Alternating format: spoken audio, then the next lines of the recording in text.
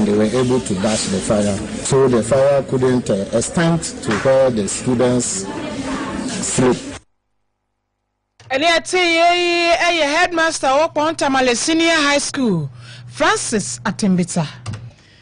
Panyin kwanchefo a ono eneda aban hihye owoma agriculture ene ehu adwadi Dr. Peter Buama Otikono de atudwa se Ghana ban aye krado pa se 24-hour economy edwana yesisie no ohun besi omamu nyina ba bia ebenyane de nyina ye nim se NDC emra na omubo ntoa ese Ghana fo nto abama omade ba kopa na eda oma no achese da ne de nyina na omuka 24-hour economy 3 shift ene ewe ba adwuma no na we aba wi na we aba no pa na we aba nyume chese ye giche yemu a ne sa eno ena aban no ede abatu dwa se wa ready se obesi edwa ahodo ewo man mu nyina etifido apue atoye ne anafo ba bibia ebenya ne 24-hour economy dwa akire se ene ye na wo ubekobode na ahomache na dwa wia se ne so amidwomfo ma eye no ba bia ebenya bintima nso na abekwa na omu 24-hour economy nesi wo na ye ton mu anwa jenne nyadoa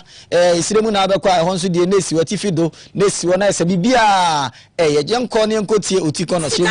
osi aban na ye krado obesi dwa no ba bia. The Ministry of Local Government, under their 24-hour economy project, is building a 24-hour economy in every single district. 24-hour mass in every district, which I know has started. So every district is going to have a 24-hour market so that they can trade even in the nights. And you know, most of the rural areas, the challenge with trading is that they don't have a lot of trading time. So mostly those who produce perishable goods, they lose a lot of them. We believe that is going to contribute significantly to the reduction in post-harvest. But beyond that, it is important to appreciate that the market is not only going to one place to exchange the goods and the service. The market is global because there's a global demand for our commodities. And so building the capacity of aggregators and organizations that are able to mobilize, gather, aggregate these goods and manage the post-harvest very well so that they are able to, as it were, increase the shelf life of the crops is very important. And so the market is not only the domestic market where you go and trade. The market is bigger than that. And so it's important that you build the capacity, the infrastructure that will allow for this business to go on. And we believe that that is more important. But again, you need to feed industry, not only export the raw commodity. You need to feed industry. And that is also part of the market development. And so how many industries are we building? How many industries are we facilitating? Be set up to move the commodities from the farm and add value and even increase the profitability and the job creation potential of those productions that we done. And those are the key things that enhances market development. Dr. Otikono eno ochiremu se mensini bia ebenya ne 24-hour economy dwa ho bedi dwa na dwa ho mache wiane anadwo nyina wa mana so awe no ochiremu se Ghana pa de ye boka ye lusi sika hodo pa ewo koko a yete ya na de kwa ama no ye ntimi nya bibi sononko ewo aba no ho ne na ne danimu ahu na ye mfa nya bibi foforo na no ebo omanika ye nko ne nkuti no.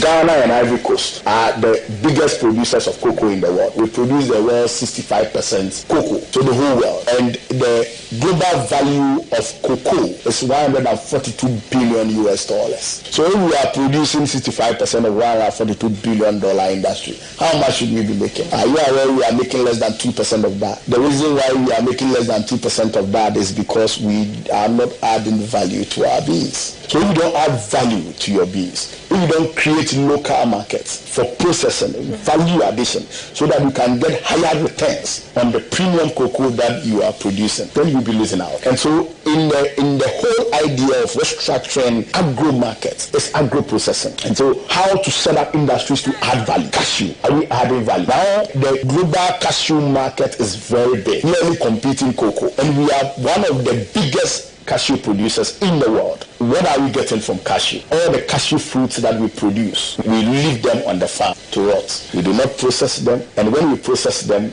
guess what we could get? We could get wine out of it. We could get animal feed out of it. But about 300,000 metric tons of these fruits go every year because we are only interested in the now. Dr. Peter Buama Otikono.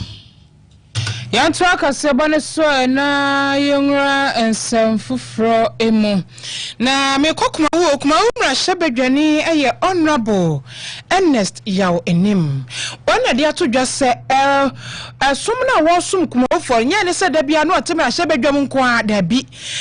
Wo ba ne mpaso so a se wo hwe na mabu na wo ho so wo boa wo mo. Na to da bia so obi esi so na se ni suku wamfa nwomasua na nko echiri kakra pa no ka se ewiase nyina pem eno no de wanko suku ni binti ase wono de wonsumu kura wose ne mpaso aso de nya sa nete wo ko suku ade eso de boa wo de beboa wo wantumi so ampem anko anim na se wo ya wo besua sa nwudwuma so a saafo ni nyina oho de mo mo enti sabra me ka sei wo de entete anase eniema hodo a de sua sa nwudwuma bi te se woni ye tire hairdressers wo mo pamantade na ye pam simple style simple style ye no mpa ye pasta kunkuntan ne nsake tuwa bi na wo yidi na wo am ketuwa bi ye je 2 million enti wo nko suku a enyo wo ensa no dwuma ye pa enti mo suase de ye pamantade wo mamoniema sanso ana plumbers carpenters ne wo mo esua tile ne honkro no ba suase de ye mpaboa nyina da wo de ho akade e de amo wo mo se de be ya wo ya wo so wo de sua dwuma ne wie na wo be di master ewo mu a na wo so wotumi a kire wo bi foforo kakra na kuma wo so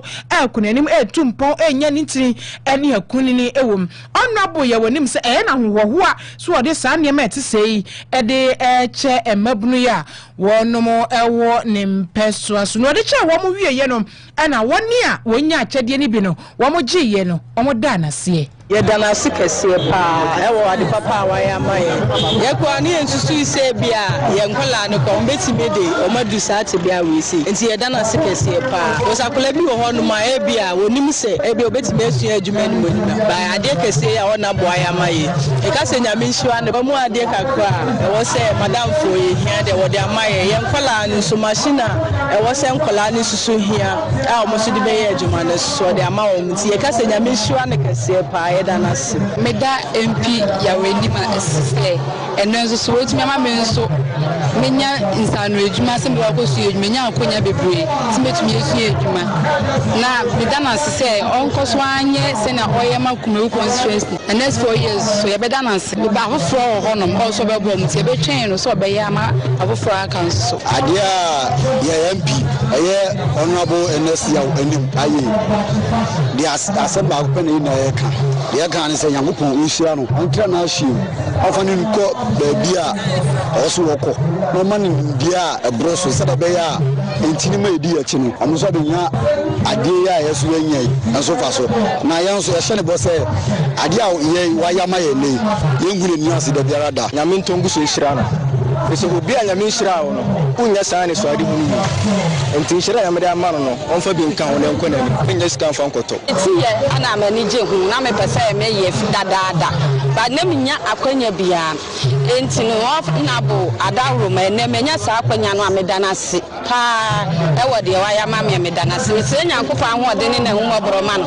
o ma ne nimdie a wo de babua ye nuanom na wo mo aka no timi dana se nyame hyira ne pa ade wona boa ya maye nipo nyina na be ye de ona MPB ni wo be ye de wona bo next year wani aya maye te ka se dana se nyame hyira pa na me so se ne de no ko so ye de wo be ye wo ye na o de meka cho mu nyina ne se o mu ye o mu ko mu su adwuma no wo da cho ma ba be ye pani pa ewo ye mantem se chire mantem ye se bedu me be bo na sidin anya wona boa ke du kakament me su adwuma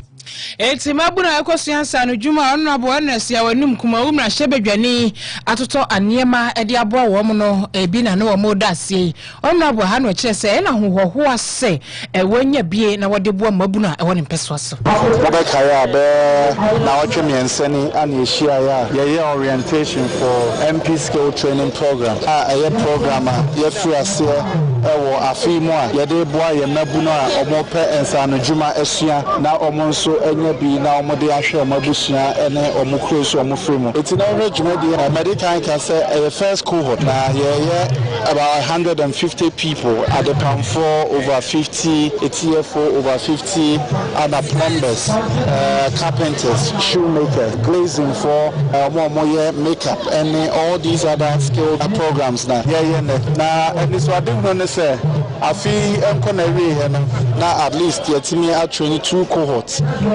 nipa 300 for afiwe next year betwa so na many so ade hunu say mo feye ne omunya enyoman omo so bepo omo ho aba na yaboa omo na omo so abe masters e wo omo communities omo free mu na omo so abe training enkola omo so ake training bi eti na wo dwumade e koso ya awofo a omo ba ya masters omo ba ya omo nyina omo beja omo ma no e ya ade a me tu obi afo say adwumasua we enya ade a wo beje machine na wakotena fi na wajai adwumasua no e ya ade a me ametu me ho asi wo say osome bi a meba monitoring na mako masters a ya mo nkola iso omo nche omo ade akọ make sure say master bi akola e de ne share won sa no akola no wadwuma ne mu a oguso a wosua akola a wa mo ne homodi a obe free mo no nso machine e beje e de ama akola afofo a why ready say ono nso e besia ade e wo adwumasua yi mu na wo hwe masters nso e no mo ba ya enkola ni twins and na so ya masters ya omo nso e beboa na omo aboa ye mo fe na omo tumi esua de eso omo so na de metumi aka ne say anida so ho ma emabuna e wo seche Kumawu district and Kumawu constituency any program aye na affiliates eja to ho e ade e beboa so many so ade hu say in the next 5 years there na at least yetimi a training kola be 5,000 from the district at least omo so betimi aboa training and kola omo di omo chi na e beto brebi no sa adwumasem aya na aye aso asem a enmofa bebre tifi omo nya nya no na kola bi e wo mpotem ha bi anya ne nsa ene ye obetimi enso aye e de ahwe na abusua nso enije abemu nso ene ati ye Kumawu Shebedwani Honorable Ernest Yao enim MP ahodo no say omo nso omo sua sei omo sua no munye bi ma yenso tememufo no yenso ye brewe na ba ni power so we na ba ni power so we ma ahodo pa wo che so MP bi wonu ma ye ya no bebobo na okọ empesa so mpo de hu bi da na oni me ma ne bobo ye ma ne so ye de oni ye bebo de ye ma ya ne oni ye bebo de omo nchiche bon kwa na ani omo bo o kan say aban ni power we na aban ni power ne ma ahodo pa ya woni e che Adelaide na aban wo power MP4 ne bi ma ka omo ho na ye sa de a 2028 no ya fa kure Yanto akasiabane so ne senwremu ewo manyusemu ani ewremu ewo the New Patriotic Party MPP na otwetwa mu ide chese omo nama na ho apaso achese Ghana-fo yetwa omo sere ne abasa wa bato a omo koto ya omo yi Dr. Alhaji Mahmood Bawumia wono ena eni amanyoko nanim no nkopritumi emfama amanyoko na moto abani we ya pe ene nema bi besinsen ye komu o social media ahodo bi kiremu se eye onumonyamfo Alexander Afenyo Markins ono akro ya so da edom kumana no e womra Shebedwafie beto dwa se we de Dr. Mahmood Bawumia wini nko de Afenyo no nta na chi enti ono de chese ye ba be yini to akonwa akire se ene namba bia ntintan video iso ahodo radio station ba bia na beto dwa no e na party no e de aba ntin se da bi enye no kure da ehene ha yenni adwin bia se adwuma eye Osahene Afenyo Markins ebo omra Shebedwafie ode amanfo ko vetin twa amanfo eja soma amanfo to hyehyɛ omadwuma wo bone so party na niye pa enti akonya ene toye eno mu nyina koprema Dr. Alhaji Mahmood Bawumia di nkunum na emom omu ni hyehyɛ bia kire se eye mra Shebedwafie ho no mo de dom kuma no ba ne dani no so omo ba besesa na Henry na nabi ene bobo adoma no ede ma amenyokoi na echechem se da bi omu nye krado se omu beyi Afenyo Efri na bwenya so that the party is very happy with the work he's doing, how he's put together his leadership, the members of the leadership in parliament and how they are working. We are very happy with the work that he's doing. I'm not sure that the newly elected, knowing the kind of person he is and how he even spoke on the day that he wants the party to reconcile. Well, I'm not sure at all. People are just running their own commentaries, but I doubt. And I don't speak for His Excellency, but at least as a national organizer, I can sense the spirit. That is never going to be part of his agenda. Any IT Buafo Edema MPP Nana B Henry. Mezobe to akasebane so na mekwa MPP for asem mu bi. Dr. Mahmoud Bawumia campaign manager Frederick Oparians dodo na friend Pablo ona dia to just wo moto aba wie ananu mimenda ya o eni na wotwekura abafo akeka ena hwan na ebe reanimate hwan na esanko yi doctor na pon ebe sanko ana confirm the list aba onabo sai wadutwum wom na pon wom kwadwo pon kroma mu nyina wom doctor bra na champo wom amafo frase ye list ne ade a ruti for nkofo an ye mfa ma somasi na ensanko na fa hine kosi Pablo se ye ntem dodo Omoto abani wie kura na watwokra ma mpona nka pesa godi bosome oso mu obre bebre ewo manim hwe ese flag bearer bi ebeyi na bedi akire no ese se wo ya akro no wotena se na strategically or decide se asumasi kwabenane wobenten eda medene kro wonu na ebo michidom wonu na be senti enye dwuma keto sa se bio ade chi yere ni pakro na kwakwa bu obi din se asumasi na medene kro antimu amokeka se reanimate yemfa we nko ena we wo mu eye ena we ba ye ena ye maintain we no ade enche kra nti wo bi enya ho asem to ba bi na mo nhihya mo party no ansa yentie Frederick Wopare ansa Pablo. My own view really of this running mate matter is that it's early days yet. In considering your choice of running mates, in my experience, you even have to see who is leading the other political party. Okay. At least you need to let that happen before you even start a conversation of so once you make all your choices, this is like playing chess. You make one move, you wait and let your opponent make his move. You don't start showing all your hand, and when you are done, then they are now they have the whole field to themselves. So it is important that we shelve this discussion about who will be running mate at this time. And to where Frederick Opare and San Pablo was saying, temperature.